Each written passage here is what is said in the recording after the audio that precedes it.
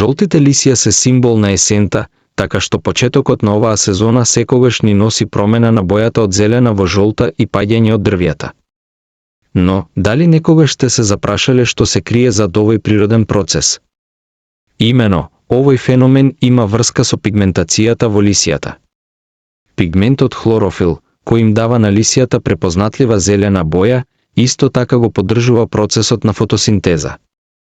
Фотосинтеза е процес со кој светлосната енергија се претвора во хемиска енергија складирана во молекула на глукоза, заедно со низа хемиски процеси кои вклучуваат јаглерод диоксид од воздухот и вода од околината. На крајот на летото, деновите полека се скратуваат и има помалку сонце. Во такви услови, растението произведува с помалку хлорофил.